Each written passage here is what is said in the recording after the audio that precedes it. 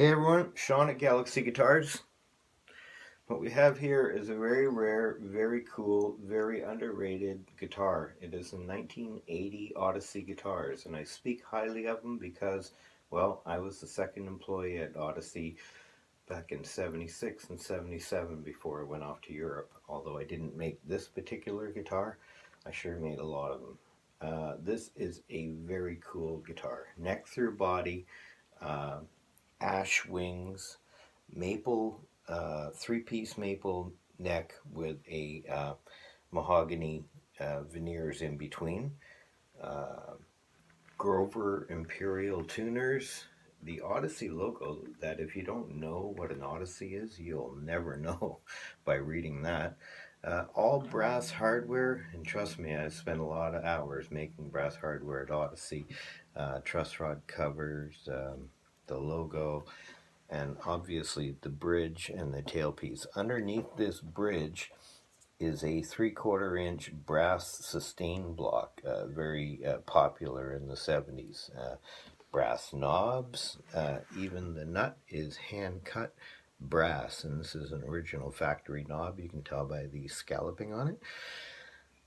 This guitar, very nice. It's got an ebony fretboard, big chunky frets. They've been milled flat and not too objectionable. This has the sort of 70s, 80s sort of aircraft switch control center here. This switch here is just a switch between the pickups, and then you've got two series parallel switches, and then you have one that makes it go in and out of phase when it's in the middle position.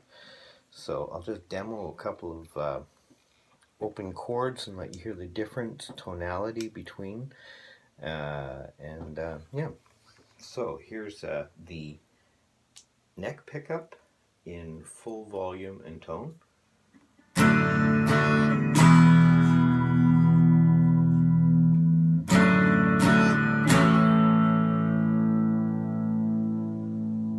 And in comparison, here's the bridge pickups. I believe these are, well, they are stock DiMarzios, and I'm pretty sure they're super distortions. So here's the neck again.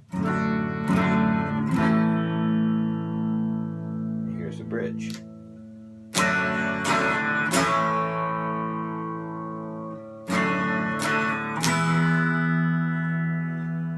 So here's the neck again, and that is in parallel, and this is in series. You can hear the difference.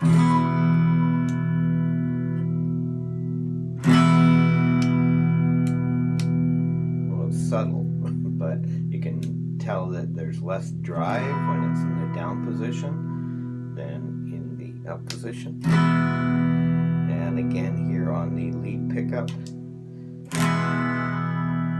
got it there, and then it's a subtle thing, but the difference in series and parallel, in series, which is a standard way that humbuckers arrive when they're in Gibsons and whatnot, is the aggressive sort of sound, and in parallel you have the two coils wired in parallel, so it's less aggressive and more headroom. It gives you a much better chording and string separation sound.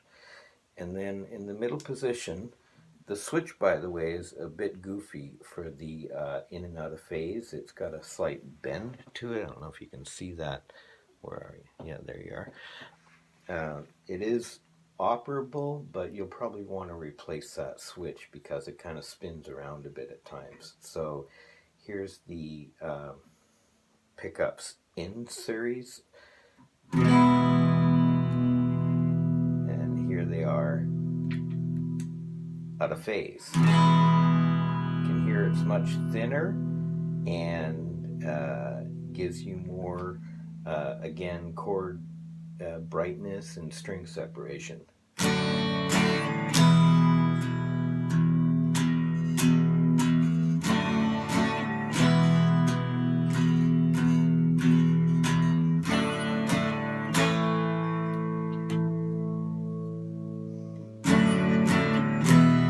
really hear that difference where it's fuller.